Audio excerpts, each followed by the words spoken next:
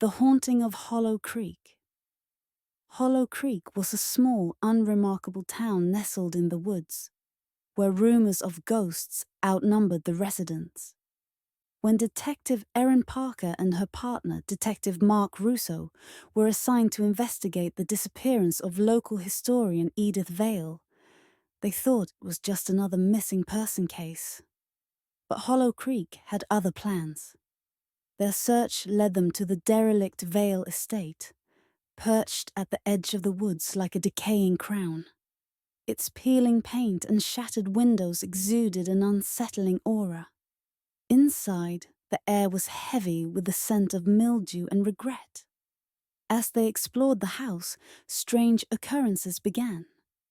Doors creaked open on their own. Shadows flitted across their peripheral vision.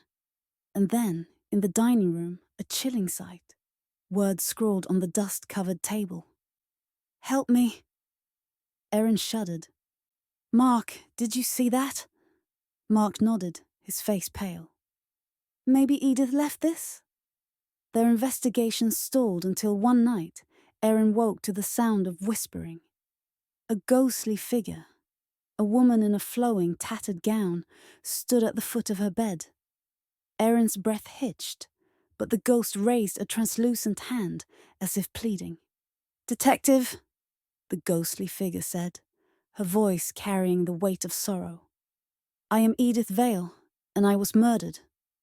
Erin scrambled for her phone, but found herself frozen. "What? What do you want from me?" "You must find my killer. But beware.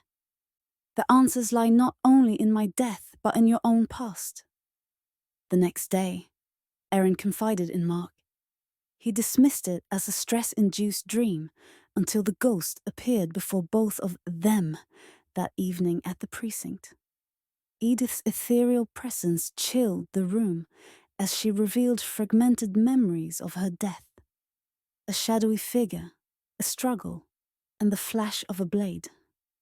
She led them back to her estate, to a hidden compartment in the library containing an old journal. As Erin flipped through the pages, a name stood out.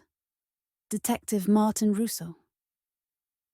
"Mark," she said, her voice quaking. "This journal, it accuses your grandfather of a murder decades ago.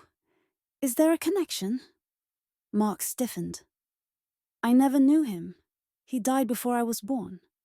But my dad always said he had secrets." Edith's apparition glided toward them. "Martin Russo killed a man here. My research threatened to expose his crimes. When your investigation began, Mark, someone tied to his legacy, sought to silence me."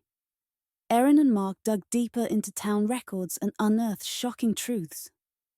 Martin Russo's shady dealings, the cover-ups, and his ties to a wealthy Hollow Creek family who still held sway in town. One name stood out among them. Councilman Dean Harrington. Harrington confessed when cornered. He feared Edith's work would tarnish his family's name, so he hired someone to kill her. But as he spoke, Edith's ghost appeared once more, her presence freezing Harrington in his tracks.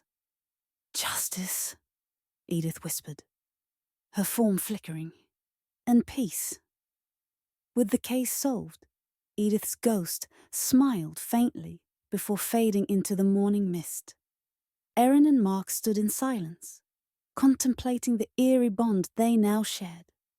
But as they turned to leave the estate, a final message appeared on the library wall, etched in ghostly white. "Beware the sins of the past, for they linger still."